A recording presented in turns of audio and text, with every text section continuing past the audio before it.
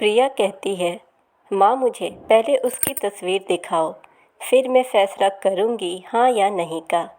माँ ने प्रिया की तरफ देखा। अच्छा, हम तुम्हारे लिए क्या कोई अच्छा लड़का नहीं देखेंगे? प्रिया गुस्से में बोली, माँ बस मुझे लड़का देखना है। उसकी तस्वीर मंगवा लो या लड़के को यहीं बुला लो। माँ ने उत्तर दिया, पागल, शर्म नहीं आती? चल दफ़ा हो जा अपने कमरे में। बाबा भी आ गए, क्यों डांट रही हो मेरी बच्ची को? प्रिया बाबा के पास गई, जाकर कहने लगी, बाबा मुझे लड़का देखना है। बाबा ने मुस्कुराकर कहा, हाँ बेटी, तुम्हारी मर्जी से ही तुम्हारी शादी करेंगे। कल मैं उसकी तस्वीर मंगवा लूँगा। लड़के का अपना होटल है, पढ़ा लिखा है, प्यारा है, लेकिन प्रिया को तो लड़का देखना था। तस्वीर आ गई, देखा लड़का तो प्यारा है, प्रिया ने हाँ कर दी। 10 दिनों में ही प्रिया की शादी हो गई। प्रिया का हमसफ़र और प्रिया का अरेंज मैरिज था। ना कभी मुलाकात हुई, ना कभी कोई बात हुई, कभी एक दूसरे से मिले भी नहीं। यह ऐसा पवित्र रिश्ता होता है, दो अजनबी एक जान हो जाते हैं। जो कभी ज़िंदगी में मिले भी ना हो, वह पल भर में एक दूसरे की जान बन जाते हैं। पहली रात थी। प्रेम कमरे में आया, हाथ में आइसक्रीम पड़ी हुई थी। प्रिया नज़रें झुकाए बैठी थी। आइसक्रीम तो प्रिया की फेवरेट थी। प्रेम ने नमस्ते किया और पास बैठ गया। प्रेम थोड़ा सा शरारती भी था। आइसक्रीम खाते हुए बोला, जितने पैसे शादी पर खर्च किया, इतने ही काश मैं आइसक्रीम खा लेता। प्रिया का घूंघट उठाकर बोला, आप आइसक्रीम खाएंगी? पहले तो प्रिया ने शर्माते हुए मना कर दिया। फिर प्रेम ने प्यार से कहा, खा लो, प्यार बढ़ेगा। प्रिया को आइसक्रीम दी और खुद कपड़े बदलने लगा। प्रिया सारी आइसक्रीम खा गई। प्रेम ने जब पूछा आइसक्रीम कहाँ है, तो प्रिया मुस्कुराने लगी, वो तो मैं खा गई। प्रेम भी मुस्कुराने लगा, बहुत कंजूस हो आप, पहले बोले नहीं खाती और जब देखो सारी की सारी आइसक्रीम कहाँ गई। हाय, मेरा आइसक्रीम 50 रुपए की थी। प्रिया प्रेम को पहली ही रात में इतना तो समझ गई थी कि प्रेम दिल का बहुत अच्छा है। रात भर मोहब्बत भरी बातें होती रही। ज़िंदगी अपनी असल मंजिल की तरफ मुड़ गई थी। वक्त गुजरने लगा। प्रिया के भाई की शादी थी। प्रिया 4 महीने की प्रेग्नेंट भी थी। प्रिया ने प्रेम से कहा, मुझे भाई की शादी में जाना है। प्रेम ने प्रिया के पास बैठकर बोला, प्रिया, डॉक्टर ने आपको लंबी यात्रा करने से मना किया है, इसलिए मैं कोई रिस्क नहीं लेना चाहता। मैं नहीं इजाज़त दे सकता शादी में जाने की। प्रिया को बहुत गुस्सा आया। उसने बोला, प्रेम, आप पागल तो नहीं हो गए हो? मेरे भाई की शादी है और आप जाने से मना कर रहे हो। आप मुझे कार में छोड़कर आराम से आ जाना। प्रेम ने प्रिया का हाथ पकड़कर बोला, प्रिया, क्यों बेकार की ज़िद करती हो? डॉक्टर ने यात्रा करने से मना किया है। मैं नहीं जाने दे सकता तुमको। तुम लापरवाह हो जाती हो और मैं तुमको किसी और के भरोसे नहीं छोड़ सकता। इतना कहकर प्रेम कमरे से बाहर चला गया। प्रिया रोने लगी और अपनी माँ को फ़ोन किया और बोली, प्रेम मुझे मना कर रहे हैं। माँ ने समझाया, अगर वो मना कर रहा है तो मत आओ।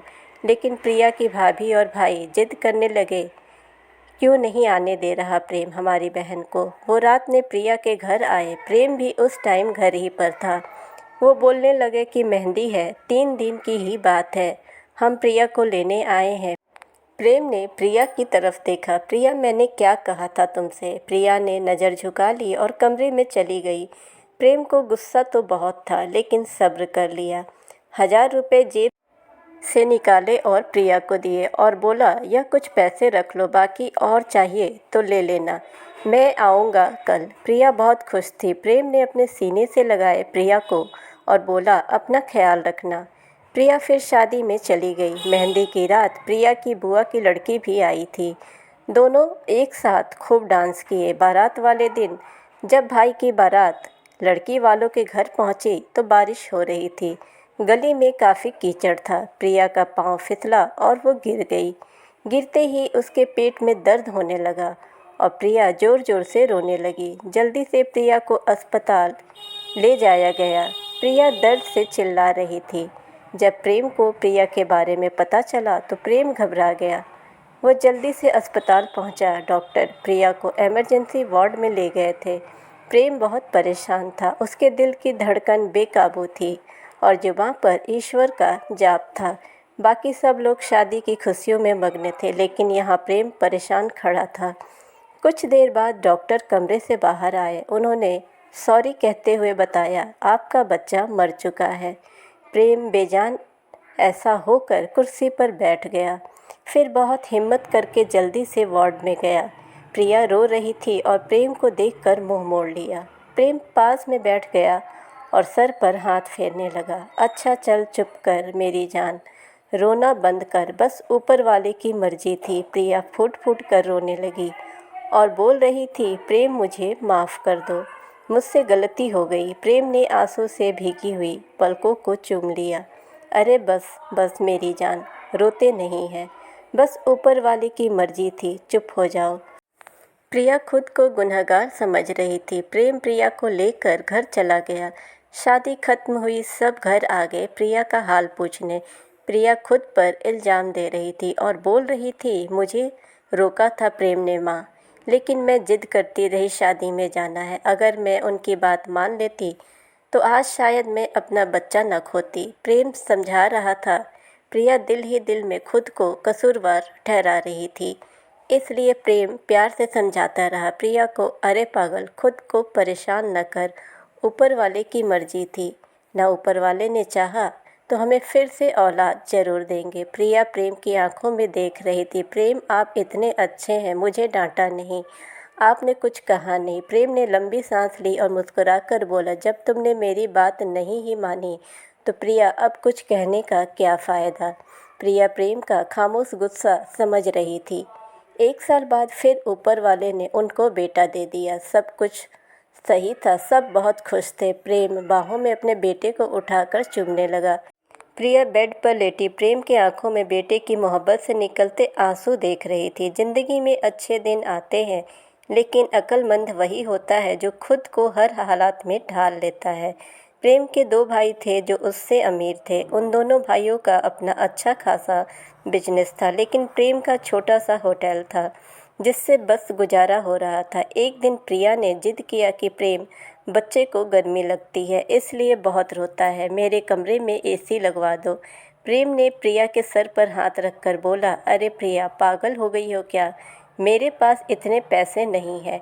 लेकिन प्रिया जिद करके बैठ गई थी कि मुझे मेरे कमरे में एसी चाहिए। प्रेम अपने बेटे को सीने पर रख कर खेल रहा था उसके साथ। प्रिया बस ऐसी लगवाने की जिद किए बैठी थी। प्रेम ने प्रिया का हाथ पकड़कर अपने करीब किया और बोला, प्रिया, पता नहीं क्यों इतनी जिद्दी हो तुम, लगवा दूंगा एसी। फिर बाद में प्रेम ने एसी कमरे में लगवा दी। कुछ समय बाद ऊपर वाले ने उन दोनों को एक बेटी दी। वो दोनों बहुत खुश थे। प्रेम प्रिया की अच्छी बुरी ख्वाहिश पूरी करता था, लेकिन फिर भी छोटी छोटी बातों पर उनमें झगड़ा होता रहता था। बेटा 4 साल का हो गया था और बेटी छोटी थी। प्रेम का होटल का काम अच्छा नहीं चल रहा था। एक दिन प्रेम कुछ परेशान था और जब वह घर आया तो देखा बेटे ने उसका लैपटॉप तोड़ दिया है और फिर प्रिया मोबाइल पर लगी हुई थी। प्रेम ने देखा लैपटॉप टूटा हुआ पड़ा है। चिल्लाकर बोला, प्रिया, यह क्या है। प्रिया ने देखा और बोला, यह आपके लाडले ने तोड़ा है। प्रेम गुस्से में पहले ही था और उससे प्रिया को गाली देकर बोला, तुम्हारा दिमाग काम नहीं करता, इसमें मेरा सारा डाटा था, तुम पागल हो क्या, जाओ खाना लेकर आओ। प्रिया गुस्से में बोली, प्रेम, मैं नौकरानी नहीं हूँ, सारा दिन बच्चों को संभालूं और फिर तुम मुझे गाली दो। सारा दिन इतना काम करूं और कदर इतनी सी नहीं, गाली दे रहे हो। प्रिया खाना लेकर आई। बैगन बने हुए थे। प्रेम ने बैगन देखकर चिल्लाकर बोला, तुम्हारा दिमाग खराब है, तुम्हें कितनी बार समझाया है कि मैं बैगन नहीं खाता। प्रेम ने खाना उठाकर फेंक दिया और उठकर बाहर चला गया। इतने में बेटे ने कांच का गिलास तोड़ लिया और उसके हाथ पर लग गया। उसके हाथ में काफ़ी खून बहने लगा था। प्रिया ने बेटे को 1-2 थप्पड़ लगा दिए और बोली, रे बहुत तंग आ गई हूँ मैं तुम बाप बेटे से। बेटे को उठाकर कमरे में ले गई और रोने लगी, साथ ही गुस्से में बोल रही थी, 5 साल हो गए इस इंसान के साथ, मेरी कदर ही नहीं है। इसके बाद बेटे का जख्म पर मरहम लगाने लगी। रात भर प्रेम घर न आया। प्रिया ने भी फ़ोन करके ना पूछा। प्रिया ने अपनी माँ को बताया, प्रेम आजकल न खर्चा दे रहा है, न अच्छे से बात करता है, गालियाँ देता है। माँ ने कहा, अच्छा हम उससे बात करते हैं। प्रेम को महसूस हुआ कि प्रिया के साथ उसने अच्छा नहीं किया। उसने सोचा कि घर चलकर प्रिया से माफ़ी मांग लेता हूँ, लेकिन जब वो घर पर पहुँचा तो उसने देखा कि घर में प्रिया के माँ बाप, चाचा सब आकर बैठे हुए हैं। प्रेम ने प्रिया की तरफ देखा। प्रिया खामोश थी। उसने सबको नमस्ते किया। उसके बाद बात शुरू हो गई। माँ चिल्लाकर बोली, क्यों बेटा तुम खर्चा नहीं देते हो प्रिया को, क्यों गालियाँ देते हो? प्रेम ने गुस्से में कहा, इसको सब कुछ देता हूँ, यह सब तमाशा लगाना चाहती है। प्रिया भी गुस्से में थी। वह भी गुस्से से बोली, क्या देते हो? महीने में 2000 देते हो, जिसका दोनों बच्चों का दूध भी पूरा नहीं होता। एहसान करते हो मुझ पर, तुम्हारे बच्चों का खर्च करती हूँ मैं। बात इतनी बढ़ गई कि सबके सामने प्रेम ने प्रिया को थप्पड़ मार दिया। प्रिया की माँ को बर्दाश्त न हुआ। वह अपनी बेटी के साथ चली गई, दोनों बच्चों को भी साथ ले गई। प्रेम ने भी उन्हें रोका नहीं। प्रिया नाराज़ होकर चली गई। प्रिया को थप्पड़ ज़्यादा ज़ोर से लगा था और चेहरे पर निशान बन गया था। माँ भी रोने लगी थी। न जाने पहले भी कितना जुल्म करता होगा मेरी बेटी पर। प्रेम पहले से ही अपने होटल के कमाई न होने की वजह से परेशान था और अब वह परेशानी बन गई थी। प्रिया मायके में थी, प्रेम यहाँ घर में परेशान था। हालात इतने ख़राब हो गए थे कि प्रेम को अपना होटल बेचना पड़ा। 2 महीने गुजर गए। दोनों ने एक दूसरे से बात तक न की। दोनों गुरूर में थे। प्रेम को लगता था कि खुद गई है खुद आएगी, और प्रिया की अकड़ थी कि प्रेम मनाने आएगा तो जाऊंगी। ऐसे ही 8 महीने गुजर गए। कोई बातचीत नहीं हुई। प्रेम के एक दोस्त ने प्रेम से पूछा, कमाने विदेश जाओगे? तो बताओ, मेरे पास वीज़ा है। हालात काफ़ी बुरे थे, इसलिए प्रेम विदेश चला गया और नंबर बंद हो गया। 1 साल गुजर गया। दोनों ने एक दूसरे से कोई बात नहीं की। प्रिया अपने भाई से ज़रूरत के खर्च लेती थी, लेकिन भाई भी कब तक खर्च देता, उसका अपना खर्च भी था।